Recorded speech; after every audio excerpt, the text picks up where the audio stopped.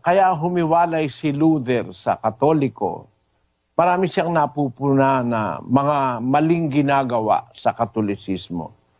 At hindi siya para manira kasi pari rin siya. Para lang yung ating mga pari dito sa Pilipinas noong araw na kinagalitan ng mga prailing pari na sumakop sa atin.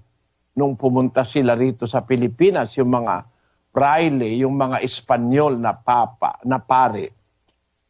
Galit sila sa ating mga paring, pagaman sila pari ring Katoliko, siguro meron silang nakikitang hindi tama. Nagsasalita sila ng hindi nila gusto. Ayan, pinatay yung tatlong pari una, yung Gombursa, si Padre Gomez, Burgos at Zamora. Mga paring Katoliko yan. Ipinapatay nila yan. Tapos meron pa sa Cavite, yung tinatawag na 13 martires, 13 mga martir na pinapatay ng gobyerno Espanyol na Katoliko sa Pilipinas. Yan, baka ngayon sa ating panahon, wala nang nakakaalam na mga kabataan ng istorya noong pagpapatay. Kagaya ni Jose Rizal na ating pambansang bayani.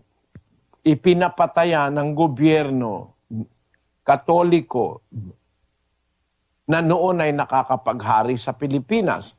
Ang dahilan kasi si Rizal nagsulat ng Noli Me Tangere at ng mga iba't ibang aklat na bumabatikos sa paniniwalang Katoliko. Yung El Filibusterismo at saka yung Noli Me Tangere. Na diyan sa aklat ng Noli Me Tangere, sinasabi ni Rizal, hindi totoo yung aral ng Katoliko na purgatorio. Wala yun sa Biblia. Doon sa pahina 72 ng Noli Me Tangere, ay kanyang ipinaliliwanag na hindi totoong mayroong purgatorio. Kaya nakagalitan siya ng mga pari kasi siguro hindi nila mapatunayan talagang may purgatorio, parang ako. Hindi nila mapatunayan yung kanilang sinasabing kasinungalingan, nagalit sa akin yung mga iglesia ni Manalo. Idinimanda ako ng idinimanda ng kung ano-ano. Ayun.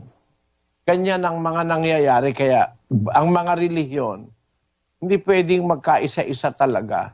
Meron kasing mga tao, ayaw talaga sa totoo. Ayaw. Sa 3:19 ng Juan, ang sabi ganito.